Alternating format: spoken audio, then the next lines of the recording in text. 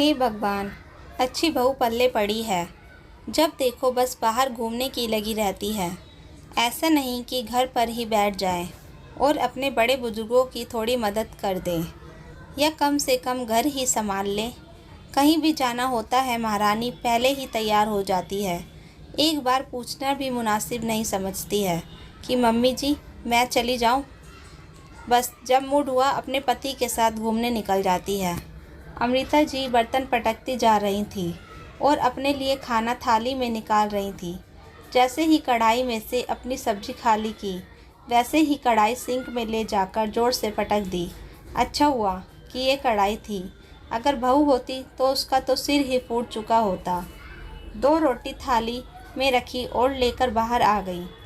पहला निवाला मुंह में रखते ही आंखों में आंसू आ गए। मन ही मन सोचने लगी, कितने अरमान थे कि बहू आएगी तो अपनी जिम्मेदारियों से मुक्ति ले लूँगी और फिर खूब घूमना फिरना करूँगी। पर यहाँ तो बहू खुद ही घर में नहीं टिकती। अब देखो आज नंद नंदोई आए हैं तो ऐसा नहीं कि मम्मी जी आप भी अपनी बेटी दामाद के साथ घूमने जाओ। आज तो खाना मैं ही बना लूँगी। लेकिन नहीं, बस ऑर्डर देकर चली गई कि मम्मी जी शाम के लिए भाजी तैयार रखना, पाव में आकर सेक दूँगी। आज तो पाव भाजी खाएंगे। आंसू पोंछते हुए अमृता जी ने अपना खाना जैसे तैसे खाया और बर्तन सिंक में ले जाकर रख आई। अभी तो वैसे भी 2 बज रहे थे। बच्चे तो सब शाम को 5 बजे तक आएंगे। भाजी के लिए सब्जियां सुधारनी थी, लेकिन सुबह की उठी वो अब थक चुकी थी, इसलिए थोड़ी देर आराम करने के लिए अपने कमरे में आ गई और बिस्तर पर आकर लेट गई। पर नींद आंखों से कोसों दूर थी। सोचने लगी कि जब बेटे को ब्याह कर बहू मेघना को घर पर लेकर आई थी, तब तो वो वैसी नहीं थी। कितना अच्छा माहौल था घर का उस समय। वो उसे बिल्कुल बेटी की तरह रखती थी। मेघना ने भी आगे से आगे पूरा घर अच्छे से संभाल रखा था। उन्हें तो बताना भी नहीं पड़ता था कि मेघना अब तुम्हें क्या काम करना है। वो अपने आप से ही सब कुछ कर लेती थी। वो शुरुआत के 4 महीने वाकई बहुत अच्छे बीते थे, लेकिन उसके बाद एक दिन अमृता जी की बड़ी बहन बिट्टू मौसी उनसे मिलने के लिए आई और उसके बाद बहुत कुछ परिवर्तन हो गया। बिट्टू मौसी ने आते ही सबसे पहले घर में हर चीज़ का मुआयना अच्छे से किया। अच्छे से सब कुछ देख लेने के बाद बिट्टू मौसी अमृता जी के पास बैठी और उन्हें समझाने लगी, अमृता ये सब क्या है? तुमने सारी की सारी घर की जिम्मेदारी अपनी बहू को सौंप दी। अरे आए हुए अभी उसे जुम्मे 4 दिन हुए हैं और तुमने इतनी बड़ी जिम्मेदारी उसके हवाले कर दी। अरे जीजी सब कुछ उसे ही तो करना है, आज करे चाहे कल। तो भला मैं बीच में कहाँ उसमें टांग अड़ाऊँ? अपनी मर्जी से सब कुछ कर तो लेती है, फिर मुझे कहाँ बीच में बोलने की ज़रूरत है। अमृता जी उनके हाथ पर हाथ रखते हुए बोली, बस तुम जैसी सास होती हैं जो बहू को आते ही सिर पर चढ़ा लेती हैं और फिर बाद में पछताती रहती हैं। पर उनकी बात को अमृता जी ने हाथ कर टाल दिया। खैर 2 दिन बाद मेघना को अपने पति समर के साथ उसके दोस्त की शादी में जाना था, क्योंकि डेस्टिनेशन वेडिंग थी। इस कारण से मेघना और समर ही शादी में जा पाए। बाकी अमृता जी अपनी बहन बिट्टू मौसी के साथ घर पर ही रुक गई। लेकिन जाने से पहले मेघना अपना सामान पैक कर रही थी। उस समय उसने अमृता जी को अपने कमरे में बुलाया। अमृता जी के साथ साथ बिट्टू मौसी भी कमरे में आ गई। मेघना अमृता जी को बताकर कपड़ों के साथ मैचिंग के गहने रख रही थी। तभी बिट्टू मौसी ने देखा कि अमृता ने अपनी शादी के सारे सोने के गहने अपनी अलमारी में ही रख रखे थे। उसमें से भी कुछ गहने निकालकर उसने अपने बैग में रख लिए।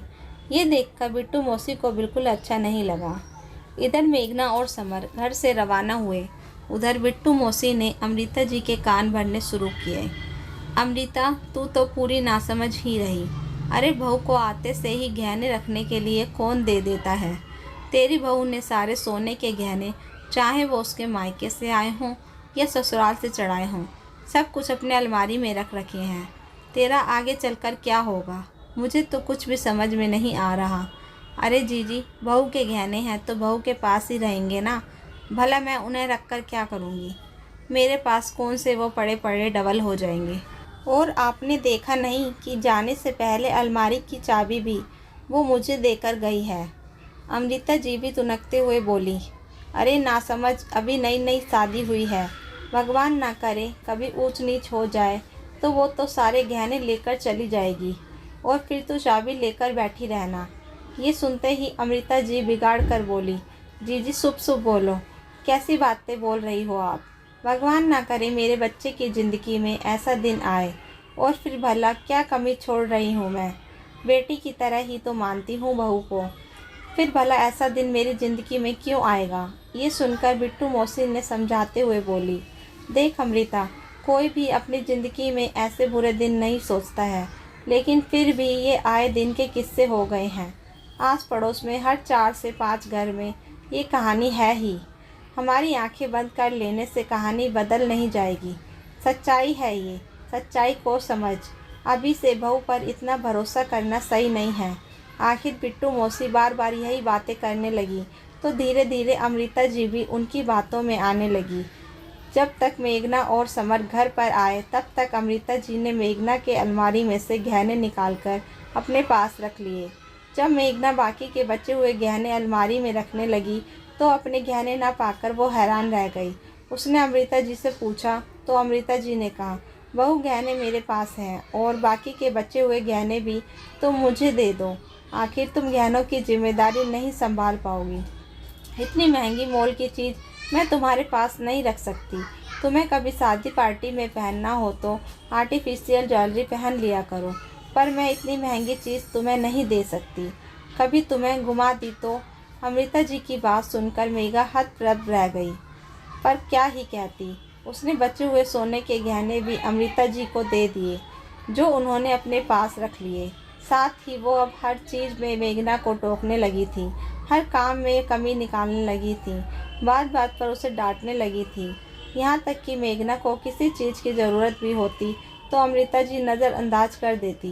बिट्टू मौसी जाने से पहले घर में अच्छा खासा फसाद करा चुकी थी। आखिर हर रिश्ता विश्वास की नींव पर ही तो होता है। जब अमृता जी को ही मेघना पर विश्वास नहीं हो रहा तो भला मेघना कहाँ से अपना विश्वास दिखाती। जब काफ़ी कोशिशों के बाद वो हार गई तो अब उसने भी इस रिश्ते में दूरी बनाना शुरू कर दिया। अब जब भी उसे मौका मिलता वो समर के साथ बाहर घूमने निकल जाती। जितना वो कर सकती उतना ही काम करती, बाकी अमृता जी को ही देखना पड़ता। माँ बेटी का रिश्ता तो दूर की बात थी, अब तो सास बहू का रिश्ता ही संभलने में नहीं आ रहा था। इतने में डोरबेल बजी तो अमृता जी की तंद्रा टूटी। उन्होंने जाकर दरवाज़ा खोला तो कोरियर था। उन्होंने कोरियर लिया और वापस अपने कमरे में आ गई, पर अब सोने का मन नहीं था, इसलिए सब्जियां लेकर सुधारने बैठ गई। सब्जियां सुधारते सुधारते भी उनके दिमाग में यही सब चल रहा था। बहू तो नहीं बदली थी, उसे तो उन्होंने बदल दिया। उनके विश्वास में उनके घर में एक अजीब सी रेखा खींच दी, क्योंकि अब वो टिपिकल सास बनकर थक चुकी थी। सब्जी सुधारते सुधारते ही उनके मन में ठान लिया कि उन्हें मेघना से बात करनी ही पड़ेगी। शाम को जब बच्चे घर पर आए तो भाजी तैयार थी। मेघना ने फटाफट गर्मा गर्म पाव सेक कर सबको खिला दिया और फिर आखिर में खुद खाने बैठी। बाकी सब लोग अपने अपने कमरे में आराम करने चले गए थे। इतने में अमृत जी उसके पास आकर बैठ गई। उन्होंने यूँ अपने पास बैठे देखकर मेघना को हैरानी हुई, क्योंकि काफ़ी टाइम से वो मेघना के पास नहीं बैठी थी। कुछ काम था मम्मी जी आपको? मेघना ने कहा। बहू तुम तो ऐसी नहीं थी। जब पिछली बार तुम्हारी ननद यहाँ आई थी तब तुम घर संभालती थी और हम सब घूमने एक साथ ही बाहर जाते थे, लेकिन आजकल देख रही हूँ जब भी कहीं बाहर जाने का काम होता है पहले निकल जाती हो। मुझे तो पूछती भी नहीं हो कि मैं चलना चाहती हूँ या नहीं। यहाँ तक कि तुम्हारी मर्जी होती है तुम उतना ही करती हो, उसके आगे तुम्हें कोई लेना देना नहीं। क्या ये घर तुम्हारा नहीं है? तुम इसे संभाल नहीं सकती? अमृता जी इतना कुछ कह गई तो मेघना ये सुनकर उनकी तरफ हैरानी से देखने लगी। मैं तुमसे ही पूछ रही हूँ, कोई जवाब है तुम्हारे पास? क्या एक बहू की तरह तुम्हारा फ़र्ज़ नहीं है कि तुम घर को संभालो? सब कुछ मेरे माथे छोड़ जाती हो। अरे माना कि तुम्हें घूमने फिरने का शौक़ है तो घूमो फिरो, लेकिन घर को संभालने के बाद। मम्मी जी कैसी बातें कर रही हो आप? मैं गहने नहीं संभाल सकती तो आपका घर क्या संभाल लूँगी। ज़रा सोचिए, 7-8 लाख रुपए के गहनों को इस 1 करोड़ रुपए के मकान का मोल कितना ज़्यादा है। इतने गहने मोल की चीज़ के लिए आप मुझ पर विश्वास कैसे कर सकती हो। इसलिए मैं जब कहीं जाना होता है तो पहले निकल जाती हूँ, ताकि आपको ये ना लगे कि मैं आपकी पीठ पीछे आपके घर को कुछ कर दूँगी। मेघना ने कहा तो अमृता जी हैरान रह गईं, क्योंकि मेघना कह तो सही ही रही थी। उन्होंने ही कहा था कि महंगे मोल की चीज़ के लिए तो उस पर विश्वास नहीं कर सकती। आखिर महंगी चीज़ अपनी बहू के हवाले नहीं कर सकती। बहू, तू ये सब अपने गहनों के लिए कर रही थी, अमृता जी ने कहा। और नहीं तो क्या मम्मी, हमने ही कहा था ना भाभी से ऐसा करने के लिए। आपने एक पल भी नहीं सोचा। भाभी उस समय जब मेरे ससुराल आई थी तो आर्टिफिशियल ज्वेलरी पहन कर आई थी। कितना बुरा लगा था मुझे जब पता चला कि आपने बिट्टू मौसी की बातों में आकर भाभी के सारे गहने लेकर रख लिए। अचानक अपनी बेटी को बीच में बोलता देखकर अमृता जी हैरान रह गई। आखिरकार अमृता जी को भी एहसास हो गया कि उन्होंने भी दूसरों की बातों में आकर अपने ही घर में अविश्वास पैदा कर लिया। खैर, कुछ दिनों बाद उन्होंने अपनी बहू के गहने वापस कर दिए, साथ ही कान भी पकड़ लिए कि आज के बाद कभी दूसरों की बातों में आकर अपने घर में आग नहीं लगाएंगी। तो दोस्तों, इस कहानी को लेकर आपकी क्या राय है, कमेंट बॉक्स में ज़रूर बताएं। और अगर कहानी अच्छी लगी हो तो प्लीज़ लाइक करें। अगर आपने हमारे चैनल को अभी तक सब्सक्राइब नहीं किया तो ज़रूर कर लीजिए। तो मिलते हैं ऐसी ही मोटिवेशनल कहानी के साथ। Thank you for watching.